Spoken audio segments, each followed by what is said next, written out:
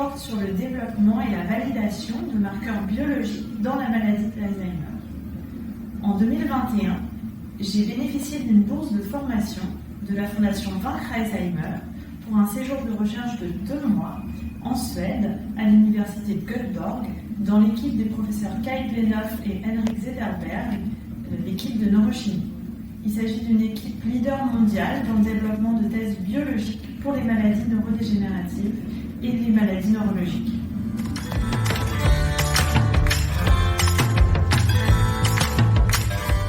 Actuellement, le diagnostic de la maladie d'Alzheimer nécessite la mise en évidence des protéines caractéristiques de la maladie, c'est-à-dire les protéines bêta-amyloïdes et tau.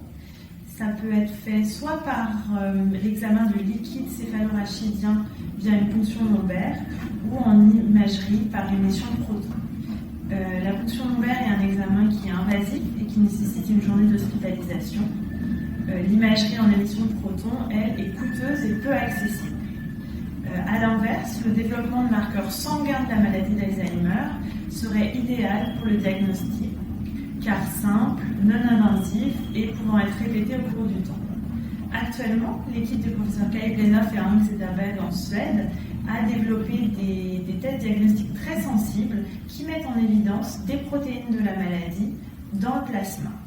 Néanmoins, ces marqueurs n'ont pas encore été validés en vie réelle chez les patients suivis de la maladie d'Alzheimer.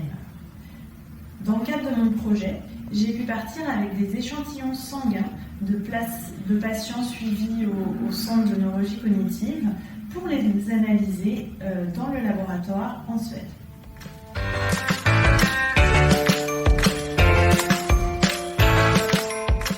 Nous avons notamment étudié la protéine GFAP, qui est un marqueur des astrocytes, qui sont des cellules partenaires des neurones et qui s'activent lors d'une infection, d'une neuroinflammation ou d'un stress cellulaire. Nous avons pu montrer que le taux sanguin de GFAP est spécifiquement augmenté dans le sang des patients souffrant d'une maladie d'Alzheimer, et ce dès la stade précoce de la maladie. Cette protéine GFAP est associée aux marqueurs connus du liquide céphalorachidien de la maladie, ainsi qu'aux plaques amyloïdes et qu'aux lésions de tau mesurées en imagerie par émission de protons. Ce marqueur est spécifique de la maladie, c'est-à-dire qu'il n'augmente pas chez les patients souffrant de causes différentes de troubles cognitifs et il est associé au niveau de déclin cognitif.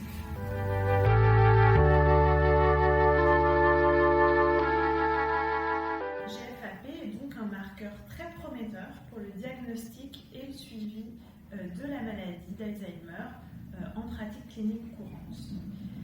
C'est la bourse de recherche que m'a attribuée la Fondation Vaincre Alzheimer qui m'a permis ce séjour de 2 mois où j'ai pu lier des relations solides pour des collaborations futures avec mon équipe d'accueil. J'ai également eu accès à un plateau technique dont je ne dispose pas en France, ce qui a permis de me former à des techniques de dosage que je ne maîtrisais pas encore. En tant que jeune chercheuse, ce soutien est primordial.